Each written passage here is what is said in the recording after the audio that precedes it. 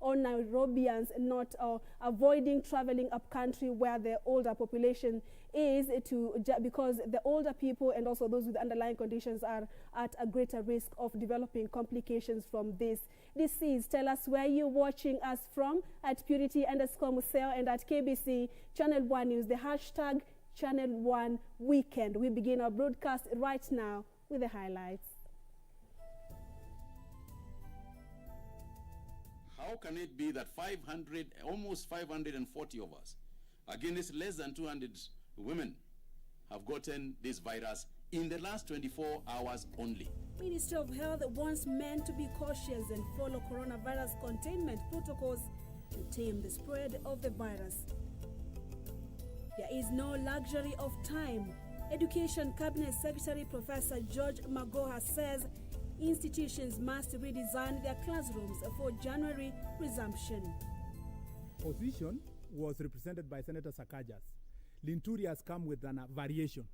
We are in agreement with that variation. Now we've told both of them, go and ban the midnight oil, consult also other senators, also listen to what the speaker will say, and let's find a solution on Monday. Elgeyo Marakwet Senator Kipchumba Murkomen says opposing sides are working on an agreeable formula to end the stalemate.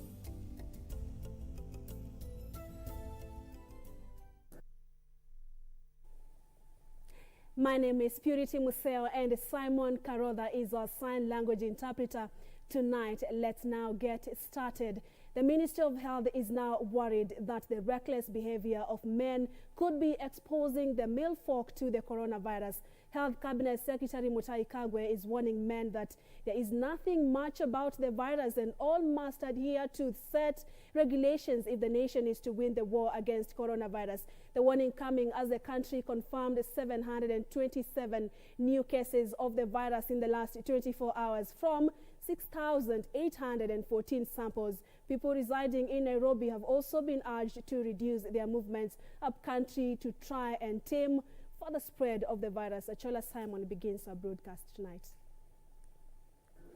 The Health Cabinet Secretary Mutahi Kagwe was in Kisii County as he kicked off his 4-day tour of Nyanza, Western and South Rift regions to ascertain the preparedness of the counties in the fight against COVID-19. Counties should have the capacities of handling their own COVID-19 cases.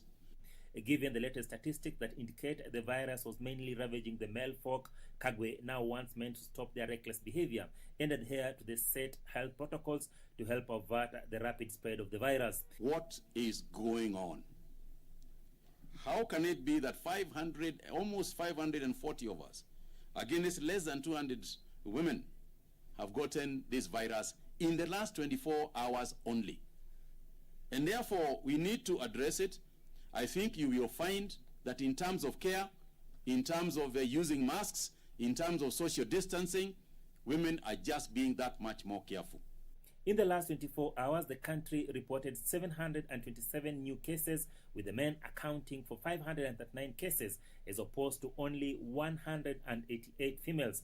And I know there might be some macho-ness, kuwa mungwana, kuwa mtu mkali, uonyeshe una nguvu, wewe huwezi kuvaa mask. Mimi ni fellow.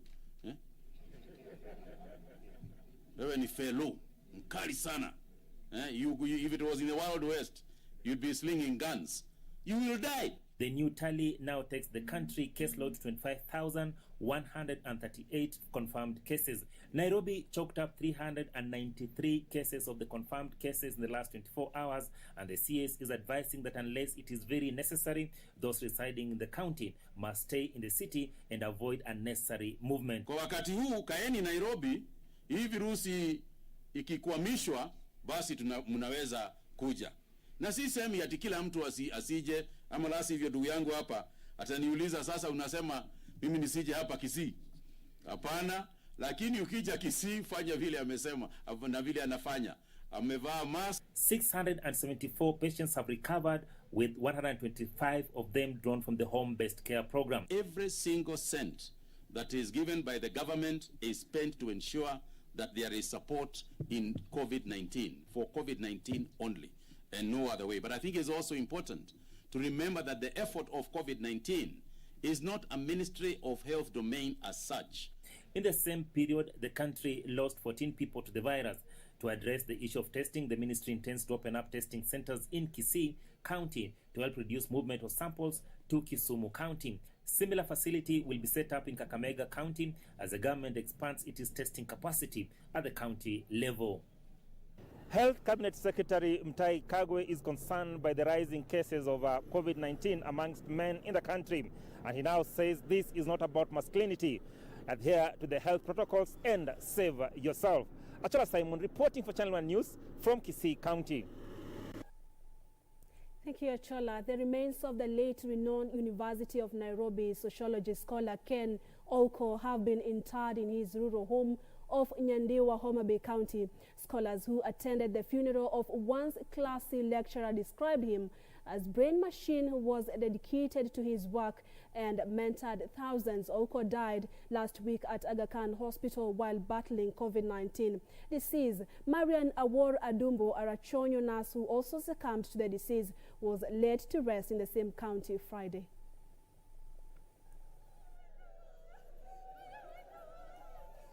Mourners who came to witness the final send-off of a fallen frontline soldier in the fight against coronavirus in the country could not control their tears as the body of Marian Awor Adumbo, a nurse who died from COVID-19 complications barely a week after giving birth to a bouncing baby boy, finally arrived at the final resting place in a rural home in Homa Bay. Was a loving daughter, a hard-working, a good planner. Marian has died for her country because the work she was doing was to save the life. A loving daughter, sincere and straightforward. What do I say? God rest her soul. Those who worked with her knew her as a committed, humble servant to all. Have guidelines from WHO insofar as the working conditions are concerned. It is unethical, it's unprofessional to expose a woman who is 32 weeks pregnant in a clinical environment. And yet, nurses, clinical officers, all our health workers should be given PPEs in the level, basic level. Because we are all serving any patient. All our patients are coming to us, either in the district hospital, either in our referral hospital, or they are coming to our dispensaries. Marian died on August 2nd this year at a Kisii Health facility where she was admitted. Marian reportedly gave birth to a baby boy while under high dependency care, including oxygen augmentation.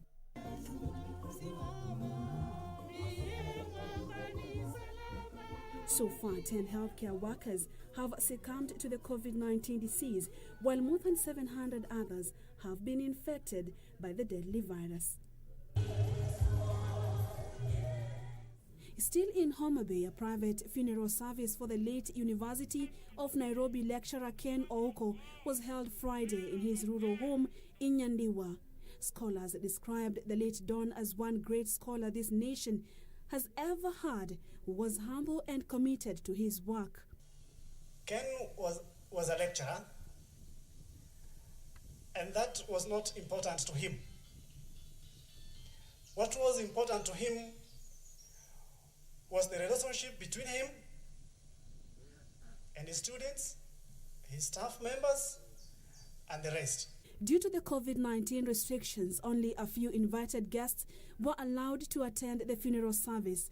Oko, who was battling COVID-19 disease, died on Saturday, August 1st at Aga Khan Hospital. Oko specialized on areas of deviance and family, gerontology and medical sociology. Purity Museo, Channel 1 News.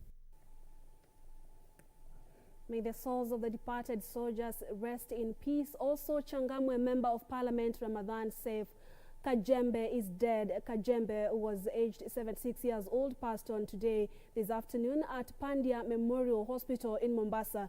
President Uhuru Kenyatta, while mourning the departed former assistant minister, described him as a forthright politician, wise elder and accomplished trade unionist.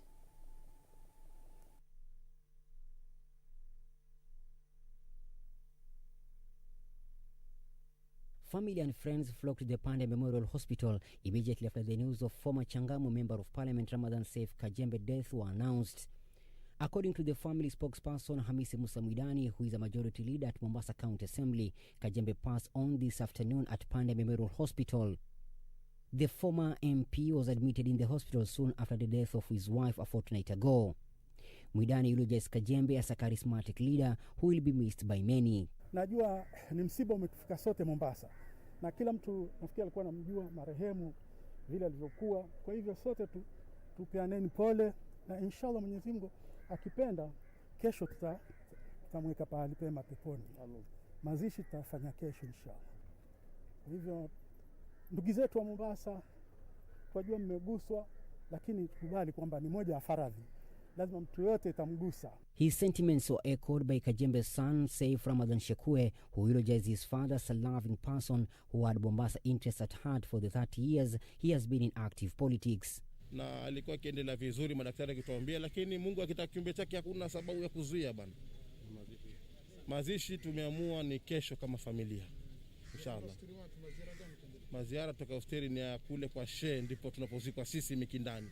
The former legislator has died at the age of 76 years. Kajembe served as Changamwe MP between the year 2007 and 2013 on an ODM party ticket. He later ran for Mombasa senatorial seat in the March 4th, 2013 general elections, but lost to former Senator Hassan Omar Sarai. Kajembe lost his first wife, Aziza Kajembe, on 24th July the year 2020, barely 4 months after losing his second wife, Zaharia. President Uhuru Kenyatta, while mourning the departed former assistant minister, described him as a forthright politician, wise elder and accomplished trade unionist. According to the family, Kajembe will be buried tomorrow Saturday at a family cemetery, Kwa Shehe in Changamwe. The former member of parliament, who is described by many as a charismatic leader, passed on today afternoon at this facility where he has been receiving treatment for the last 2 weeks. His death comes barely 2 weeks after the death of his first wife. Reporting for Channel 1 News from Mombasa County, I'm Michael Mondiga. And peace to the families that have lost their loved ones, especially during this time the country is battling COVID-19, and at a time that about 413 people have already succumbed to COVID-19 disease. At William Mwamburi, you're watching from Watamu in Kilifi County, and then Felix Owor, you're also saying you're watching Channel 1 Weekend from Migori County. We have Godi Washinyalu, you're saying you're also watching Channel 1 Weekend. You cannot miss. Sami Shehe tuned in to Channel 1 Weekend. At Timla, you're also saying you are watching. Tell us where you're watching us from, and of course your opinion highly appreciated right here at the Broadcasting House. Time for us now to take our first commercial break. Shall we? See you shortly. Do not go anywhere.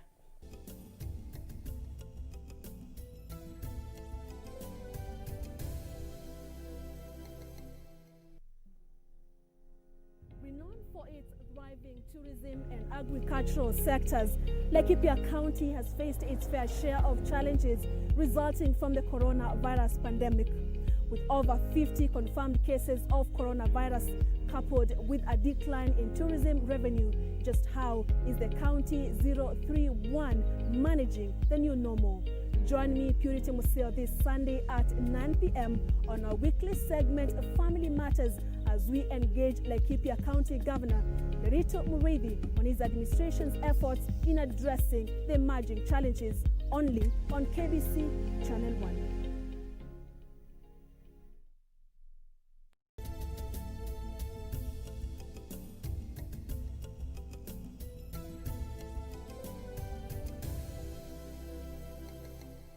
Thank you so much for staying with Channel 1 Weekend. Let's now continue with the broadcast.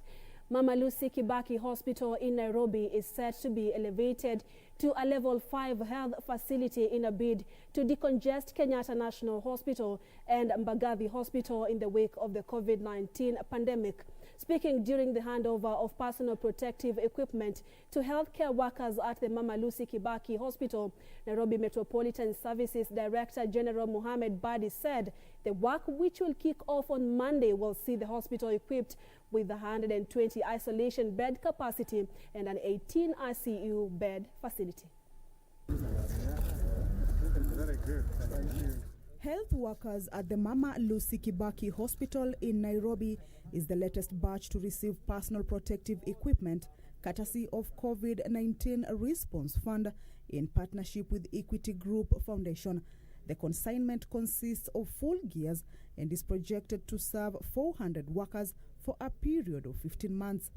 So that private-public partnership, I want to call on the government to really do more, because we understand now society much better, because we have learned a lot of lessons, particularly on managing in uncertain times. The PPE is manufactured by Kenya Association of Manufacturers with the help of COVID-19 health technical team, are said to have met the required quality standards and are projected to reduce the cost of procuring PPEs for health workers in the country.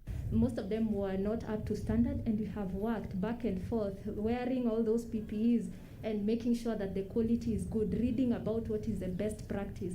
So I can assure my fellow colleagues from Mama Lucy that yes, we have gone through the process of making sure that it's quality, and we take responsibility for anything that is not up to quality. We have continued to work with the local manufacturers, and when we started, a number of things were not being produced locally. But today, out of all the PPE items, I think the only one left, the machines are coming into the country, and soon even N95s will be procured locally. Nairobi Metropolitan Service Director General Major General Mohammed Badi, while receiving the donation at the facility, which has an isolation center for COVID-19, said the improvement of the status of health facilities in the county will see Mama Lucy Hospital host a 120 isolation bed capacity and an 18 ICU bed facility.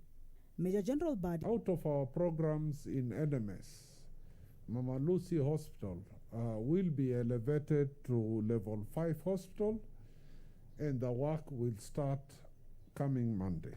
He says in the next 60 days, 24 health facilities will have been constructed and upgraded in 9 informal settlements in a bid to aid in isolation and treatment of COVID-19. Groundwork has started. We will officially groundbreak on Monday, the 3 sites, and the other 24 will continue work from Monday. So come 60 days, we should be able to see the new facilities up and running. Out of over 3,000 health workers in Nairobi County, 210 have been infected with COVID-19 in line of duty. For a while now, healthcare workers have decried of shortage of PPEs, but the government now says that with the new partnership, such cases may be a thing of the past as it struggles to ensure that the market does not run short of supply. Kamche Menza for Channel 1 News at the Mama Lucy Kibaki Hospital, Nairobi. To Education Matters, Education Cabinet Secretary Professor George Magoha says all learning institutions must first put in place COVID-19 prevention measures before the resumption of classes in January. Magoha said that though the government remains optimistic that learning will resume in January, the safety of learners remains a top priority. Magoha spoke during an inspection tour of the Konoin Technical Training Institute, where he warned school administrators against taking too long to redesign learning institutions as per the directive by the Ministry of Health to combat the coronavirus. On the revenue proposals by the Nairobi Senator Johnson Sakaja and his Meru counterpart Mithika Linturi will be merged as efforts to find a win-win solution on standoff tax shape, a section calling themselves like-minded senators led by Elgeyo Marakwet. Senator Kipchumba Murkomen midwifed the deal and now says the development will bring to an end the stalemate that threatens the disbursement of funds to counties. On Tuesday this week, Senator John debate on third basis revenue formula for the 7th time to allow for negotiations on the contentious formula. Elgeyo Marakwet Senator Kipchumba Murkomen moved the adjournment motion to give room for the dialogue and consensus on the base resolution. 2 amendments for Nairobi Senator Johnson Sakaja and his Meru counterpart Mithika Linturi are in the offing. And today a section of senators led by Kipchumba Murkomen have announced that the 2 proposals will merge and eyed the 2 to come up with a final document this Monday. Towards finding a final solution, we have mandated Senator Sakaja to work with Senator Linturi in consultation with other colleagues to ensure that they ban the midnight oil and give us the final document or on before 10th August 2020. Both senators will agree on how to co-sponsor the approved version. We believe that the proposed solution brings to an end the prolonged debate on this matter, and that on Tuesday, 11th August 2020, the Senate will pass the final version unanimously. The senators argue that the Mithika Linturi-sponsored amendments is an upgraded version of Sakaja, thus merging of the two would be the best solution to the county revenue sharing impasse. We are saying Senator Sakaja and Senator Linturi represent our views, but we are not saying we have the capacity to close other views of other senators.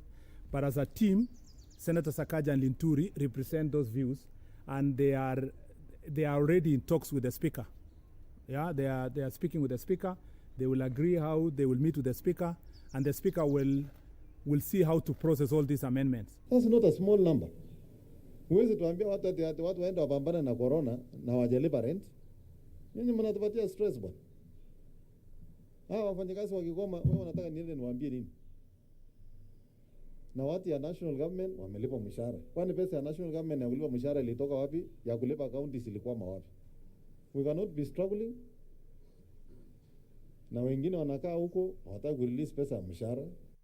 This even as Kericho Senator Aaron Cheruiyot called on the Ministry of Health to disburse conditional grants to Kericho County Referral Hospital, which has accumulated to almost 1 billion shillings.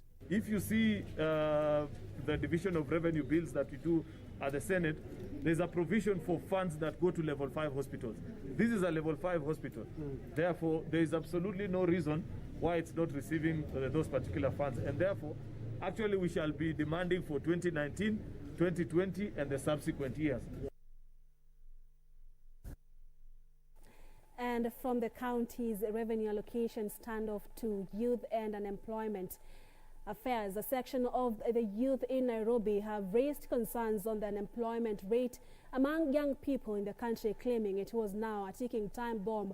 The group is now calling on the government to scale up its efforts to ensure that many young people are afforded job opportunities to help push the Big Four agenda for socio-economic development of this nation. The group says there is need for the country to involve the young people in its development agenda, especially this time when the country is grappling with the effects of COVID-19 and many youth are just jobless and at home languishing. Calling upon the youth to arise and contribute to the social economic development of the country. We heeded the call and we would like to be heard. We would like to be given a platform to contribute and share our ideas and strategies, which we strongly believe are revolutionary and will go a long way in positively readjusting the social economic status of our country. Saa hii kuna jangwa ya COVID. There is no employment. Saa hii ukiweka biashara ya M-Pesa pale utafunga kesho. Ukiweka car wash kanjo itakuja. Ndio hizo vilabu vijana wanajaribu kuinvest kwa vitu kama hizo zimefungwa. They called for the need to use the digital tool to improve livelihoods of young people, citing a number of progress made by other countries using innovativeness of internet, like TikTok application, which makes $50 billion annually. Our vision is to be the pace setter in the global digital transformation market. And the reason why we are here, we've come up with solutions that will address Kenyan problems in the digital manner. Zitumie innovative ways zenye tutakama up nazo, na ndio maana nataka KOT iache kuitwa DCI, iitwe troops, digital troops za Kenya, sababu hii application tunataka iende worldwide. They said many young people have attained education but not employed, leading them to partake in criminal activities, killing their future. We understand the struggles of unmarketable university degrees that have forced some of us to work twice as hard to learn other crafts and skills in order to stay relevant and survive. mechanical engineers, electrical engineers who have become programmers, farmers or bankers, we acknowledge your resilience. We also believe that remuneration given to Kenyan youths employed by NGOs and private sector do not match with their skills and expertise. According to them, tapping on digital technology will help reduce unemployment, and that the government should assist young people secure jobs by negotiating on their behalf. Na perform less should not be associated. Unaambia hao ni watu wa kuvuta mkokoteni. So wakati wa mtu wa mkokoteni akienda arise, anaanza kupigana na hao walikuwa number 1 kwa class. Inakuwa ni vita between us the youth. Reporting for Channel 1 News, I'm Timothy Kipnuso. And you're watching Channel 1 Weekend. Joshua Munguru, you're watching us from Kisii County, and Charles Ngui, you're saying you're watching from Kilungu, Kalongo, Ndani. Austin Odor, you're also tuned in. That's from our Facebook page. Charles, again, you're watching. And Grace Atieno, you are watching from Kakamega County. From Jomvu, you are saying you are Ahadi Musik. Thank you so much for tuning in. Let's now revisit our education report and see what Education Cabinet Secretary Professor George Magoha is saying. And he says that all learning institutions must put in place COVID-19 prevention measures before the resumption of classes in January. Magoha said that though the government remains optimistic that learning will resume in January, the safety of learners remains a top priority. Magoha spoke during an inspection tour of the Konoin Technical Training Institute, where he warned school administrators against taking too long to redesign learning institutions as part of the directive by the Ministry of Health to combat the coronavirus. Let's have a look. His Excellency the President has directed that all institutions must open together.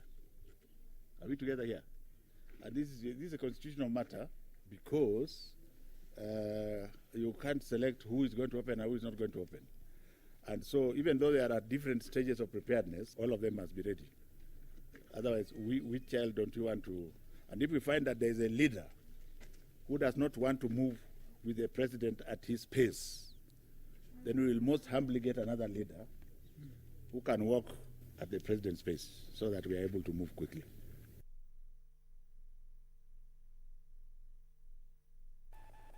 Moving on, residents of Kayole area in Nairobi County have raised concerns over health hazards posed by the illegal disposal of pharmaceutical waste at the dump site in the neighborhood. The residents now want the National Environment Management Authority, NEMA, and other relevant authorities to relocate the dump site for their safety.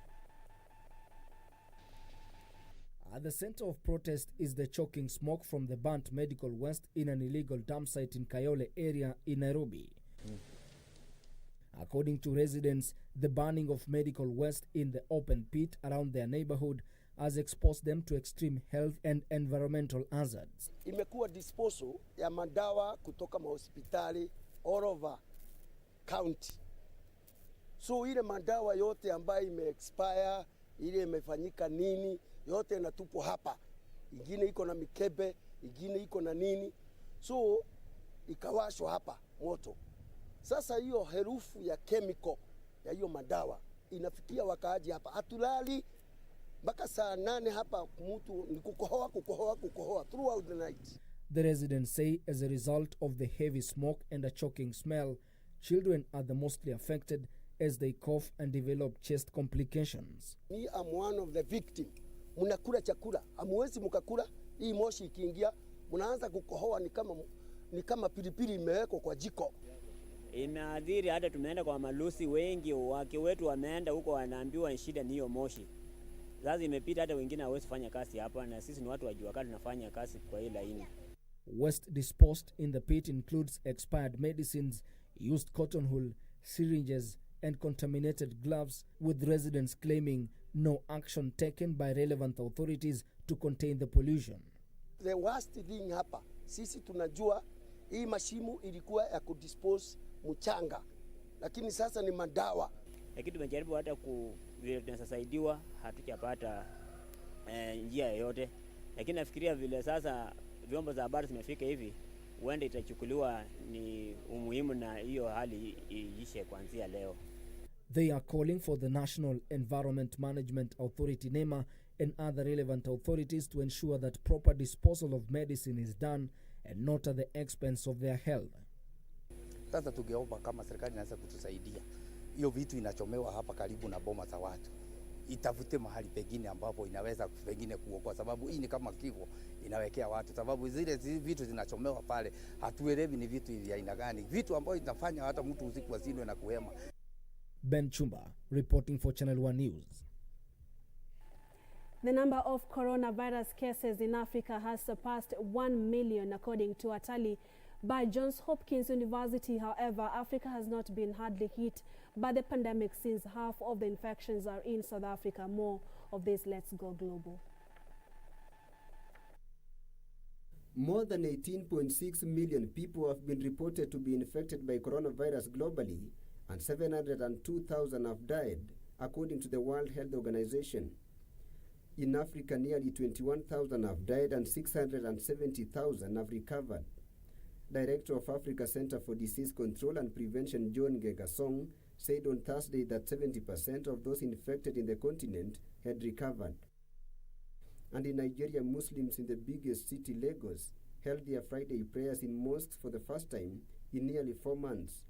Churches will resume services on Sunday. All places of worship were closed in March because of the coronavirus pandemic. But the places of worship are only allowed to hold 50% of their full capacity. Elsewhere, India reported 62,170 new COVID-19 infections in the past 24 hours, becoming the third country to cross the 2 million mark after United States and Brazil. Experts blame the high numbers on hasty lockdown, patchy test and trace, and ineffective safety protocols. In another news, protesters have clashed with Lebanese security forces at anti-government demonstrations in Beirut. Security forces lobbed tear gas canisters on dozens of people near parliament. Many in Lebanon say government negligence led to the explosion, which killed at least 137 people and injured about 5,000 others. And the Ivory Coast President Alassane Ouattara has said he will run for a third term in October's general elections. The president was last week nominated by his party and said he would announce his decision later. The ruling party's previous presidential nominee, Prime Minister Amadou Gon Coulibaly, died of a heart attack on 8 July.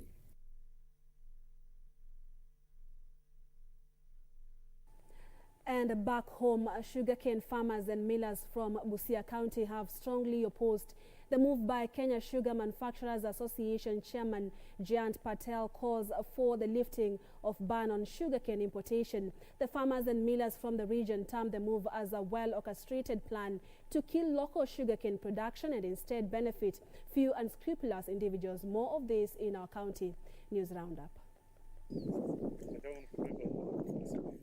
Led by George Ikwaras, the sugarcane farmers claimed the request to have the ban on sugarcane imports lifted was ill-advised and will severely affect many farmers, especially from Busia County. The farmers also dismissed claims by Busia Sugar Industry that it has invested in cane estates in the neighboring Uganda. Farms. But if that is the case, because saizi miwa Uganda, 1 ton is costing 2,000 bob. Hapa Kenya, saizi tunalipa 1 ton of cane at 3,700 shillings. So that's already a difference of 1,700. Now, if you allowed me to import sugarcane from Uganda, obviously sitachukua miwa ya Kenya, nitaiwacha. Na sasa mkulima ametoili kwa hiyo muda, atatafuta market ya kuweka miwa. So I don't know. Meanwhile, in Kakamega County, police in Matete, Lugari, are holding a woman who is alleged to have burned his 8-year-old son for eating chapati meant for the family's meal. The suspect, Nancy Abuchi, who is the biological mother to the victim, Brian Muchende, is said to have tied the grade 2 pupil before burning his hands. Naomba serikali kama ingeona maumivu ya huyu kijana, isaidia huyu kijana. Inaonekana huyu mama alipata huyu mtoto kama hajatarajia kupata mtoto. Mazingira ya huyu mtoto ni mabaya kwa mama yake. Nilifika mahali nikaambia nyanya yake, afadhali wewe chukua mtoto uishi naye. And petrol business along the northern corridor was brought to a halt after a driver lost control of a fuel tanker heading to Democratic Republic of Congo and in the process spilled fuel by the roadside. Teso North officer in charge of Police Division Wilson Muraya confirmed the incident that took place at 10 p.m. last night. Baringo County Assembly has donated 53 thermal guns to local churches and mosques in the area to help in the fight against COVID-19 pandemic. Baringo County Assembly Speaker David Kerich, while handing over the equipment to the clerics, raised concern on the continued sale of alcohol and opening of bars despite the government's directive on the same. Ukitembea town hata saa 7 unakuta vijana wamelewa. Unashangaa hii pombe wanatoa wapi? Haionekani. Kwani pombe inakuja kwa hewa kama corona ama nini? Lakini tunashangaa kwa sababu hapo ni kuna polisi, hapo kuna DC, hapo kuna DO. Serikali yote iko hapa. Na tunasema pombe hatutaki. In a long-standing dispute pitting a family in central Alego and the local government has finally been resolved after the protagonists reached an agreement to allow establishment of a trading center on the land. Siaya County government sent in a team of surveyors to mark the boundaries of Mbolori Market after the family of the late Michael Oluoch Ahuyo, who were laying claim to parcel of land, reached an agreement with Siaya governor to drop court cases and sort out the matter amicably. Finally, a section of Isiolo residents have accused the county government administration of deliberately leaving out the already developed areas in the ongoing process of land adjudication and issuance of land ownership documents.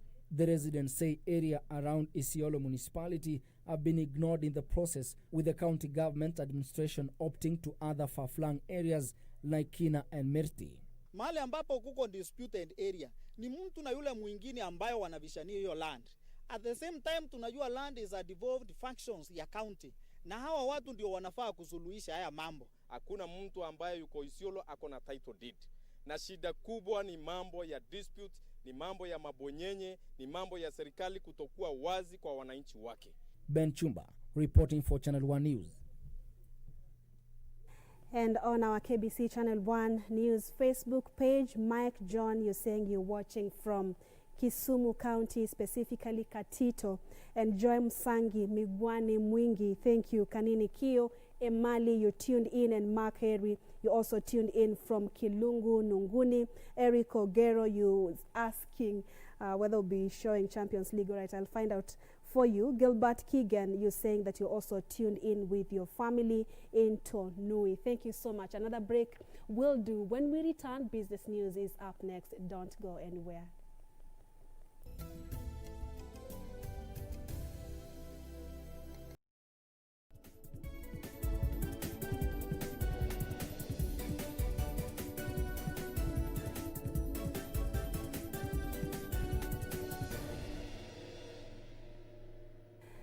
Glad you're watching. It's now time for business news. President Uhuru Kenyatta has transferred 3 parastatals, namely the Kenya Ports Authority, Kenya Railways Corporation and the Kenya Pipeline Company, from the Ministry of Transport to the National Treasury.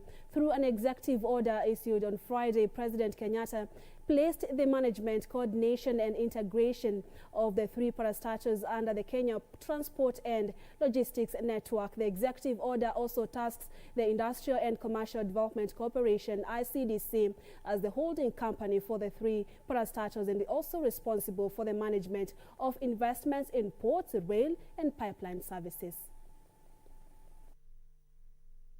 A move that the government terms as creating synergies and efficiencies for ports, rail and pipeline services. President Uhuru Kenyatta has transferred 3 relevant parastatals from the Ministry of Transport and Infrastructure to the National Treasury. In an executive order issued on Friday, President Uhuru says the Kenya Ports Authority, Kenya Railways Corporation and Kenya Pipeline Company Limited will henceforth operate under Kenya Transport and Logistics Network, in line with the recommendations of the Presidential Task Force on Parastatal Reforms. The executive order makes the Industrial and Commercial Development Corporation, ICDC, the holding company to the 3 agencies responsible for the management of the state's investments in ports, rail and pipeline services. Under the new arrangement, the ICDC board will be responsible for securing the achievement of the commercial vision and objectives of the Kenya Transport and Logistics Network through the board of directors of each entity, so as to operate as a single coherent unit.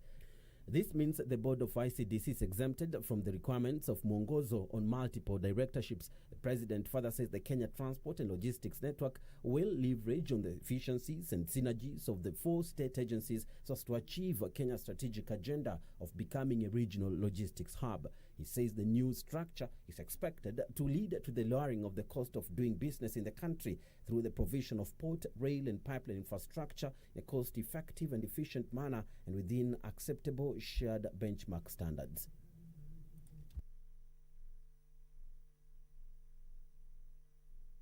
Bit about completing the project by December 2022, China Road and Bridge Company has started the excavation and relocation of drainage pipes along the busy Mombasa Road ahead of construction works for the 27-kilometer expressway. Preliminary works at the Nairobi Expressway are at an advanced stage as the main contractor, China Road and Bridge Company, targets to complete the construction of the first toll road in the country within the next 30 months. The company has started relocating drainage pipes along the busy Mombasa Road to pave way for the construction of the 60 billion shillings expressway. Once complete, the 27-kilometer expressway that was launched by President Uhuru Kenyatta in October last year is expected to ease traffic snarl-ups along the busy Mombasa Road and Uhuru Highway, as well as ease transport services in the capital city. Despite the expressway being earmarked as a key economic milestone that will open up Nairobi for more investments, motorists have registered reservations about having to part with a toll fee to use the road, which Kenya estimate to cost about 300 shillings one way. However, the government says the existing road will remain in use for those not keen on paying the toll fee to use the expressway. Among other features, the expressway will have 2 traffic lanes in both directions and 10 interchanges. The state-of-the-art road will also have a large portion of its part elevated. Benson Rioba reporting for Channel 1 Business. And Agriculture Cabinet Secretary Peter Munya has constituted a 9-member committee tasked with overseeing the management of 5 state-owned sugar companies earmarked for leasing on a long-term basis. The team that is headed by Cooperatives Chief Administrative Secretary Ann Mukami Nyaga draws membership from current managing directors of the 5 sugar companies, Agriculture and Food Authority, and the Sugar Directorate. On Tuesday this week, the government unveiled names of the 29 companies that had applied to lease 5 state-owned sugar companies. As the process to pick companies to manage the public millers goes on, Agriculture Cabinet Secretary Peter Munya has appointed a 9-member management committee to oversee the sugar factories. The team that is chaired by Cooperatives Chief Administrative Secretary Ann Mukami Nyaga consists of AFA Director General Anthony Muriithi, Grace Agili, Nzoia Sugar MD, CPA Michael Wanjala, Sony Sugar MD Stephen Ligawa, Muhoroni Sugar Receiver Manager Haron Kirui, and Francis Oko, as well as Acting Chemelil Sugar MD Gabriel Nyangweso. Sugar Directorate Interim Director Rosemary Owino will serve as the Secretary of the Management Committee. The team is charged with receiving, reviewing, and making recommendations about job contracts, payments of salaries, management of suppliers' debts, staff, and farmers' areas, as well as security for the 5 millers during the leasing period. In a Gazette notice, Munya says the team has been appointed in order to strengthen the fiduciary responsibilities of management to oversee the operations of the sugar mills during this transition period before eventual takeover by the successful bidders. He has directed the Agricultural and Food Authority to provide the requisite budget, secretariat, and working office for the interim management committee.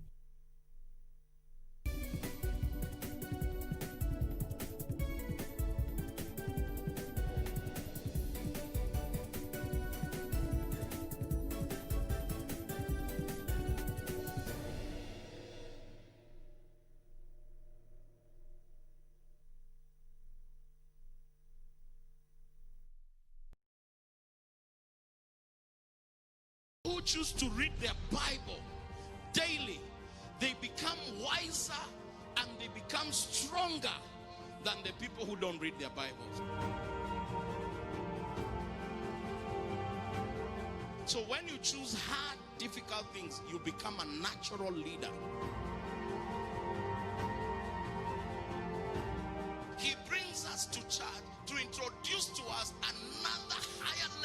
relationship that is called a faith relationship.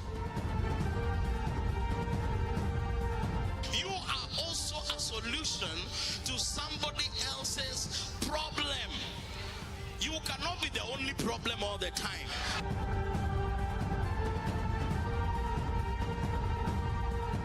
Join Pastor Jimmy Masharia on the Master's Touch this Sunday from 8 a.m. on KBC Channel 1.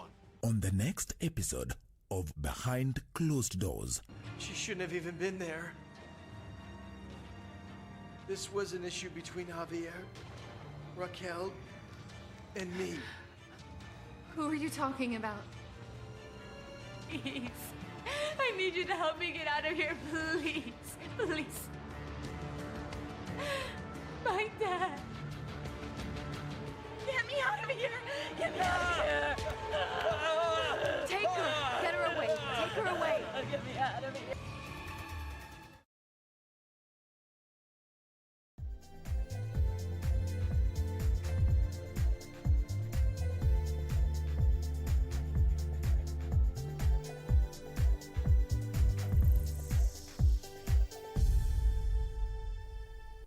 Let's now get the sport. Football Kenya Federation has set Monday next week as the opening date for the BetKing Kenyan Premier League transfer window and 2nd November as the closing date. Meanwhile, the transfer window for the National Super League clubs has been set to be 17th of this month. Clubs will be expected to file their transfer documents electronically in anticipation of the upcoming 2020-2021 season, whose commencement dates will be announced in due course, subject to the global COVID-19 pandemic. Elsewhere, Gor Mahia has confirmed that Tanzanian goalkeeper has left the club on mutual consent and has now joined Azam FC. Mapigano was signed by Gor Mahia at the beginning of the 2019-2020 season.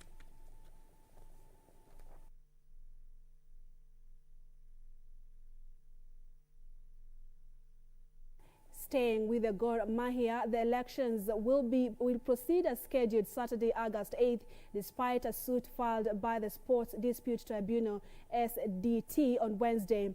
Now, however, SDT has warned should the elections fail to adhere to the Sports Act and other regulations, they might be forced to pull the plug on the results. 7 Gor Mahia fans had filed before the SDT a suit seeking to stop the elections, but SDT fixed it for mention on August 18th for further directions. Ambrose Rachia, who has served the club for the chairman or as the chairman since 2008, is set for another 4-year term after being elected and opposed, while the vice chairperson and the treasurer's positions will be among the 4 positions that will be contested in the polls that will be held in virtual. Gor Mahia were declared the champions of the KPL season 2019-2020 and are set to represent Kenya at the CAF Champions League matches in 2020 to 2021 campaign.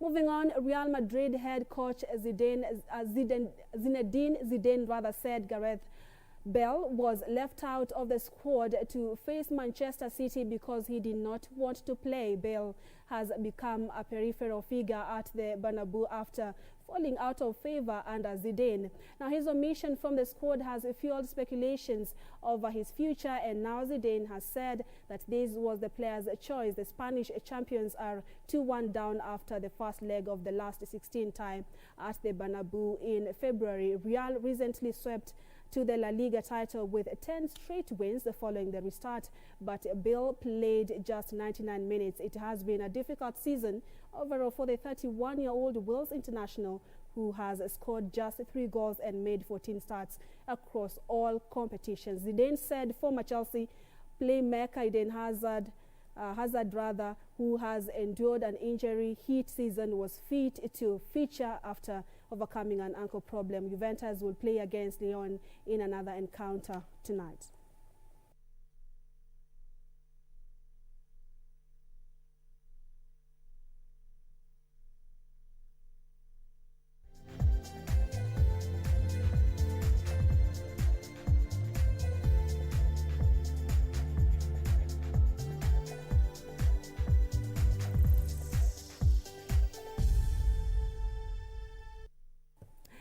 And that brings us to the end of Channel 1 Weekend this Friday night.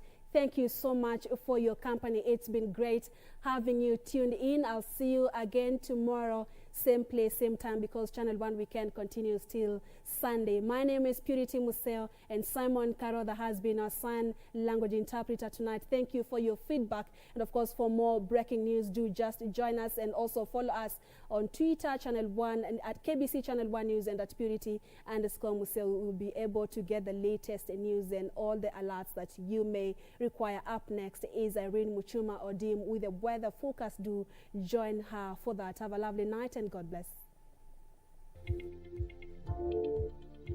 It's a few minutes to 10 p.m. There are scattered wet conditions in western parts of the country and Nyanza region. This, as the rest of the country, is covered with partly cloudy conditions.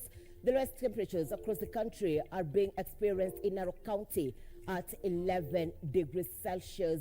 All the same, I hope you're well. A very warm welcome to Channel 1 Weather Updates. My name is Irene Mchoma Odim. Saturday, it will be cool and cloudy in Meru and Nyeri during the morning hours. Equally in Nairobi County, these will later on give way to sunny intervals. There will be wet conditions in Mombasa and Malindi during the morning hours. It will be sunny over the northeastern parts of the country. This includes Mandera, Marsabit, Moyale, Garissa.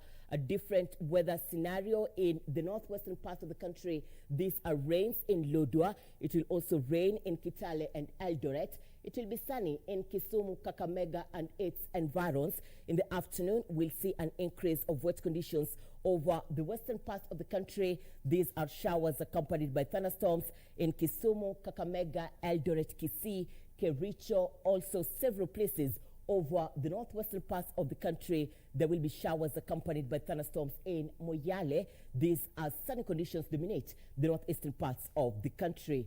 It will be sunny at the coastal strip for you in Machakos, Makindu, Voi, Taita Taveta. Similarly, expect sunny conditions to prevail. The highest temperatures across the country stand at 35 degrees Celsius. That is in Mandera County. Nairobi temperatures will range between 25 and 12 degrees Celsius.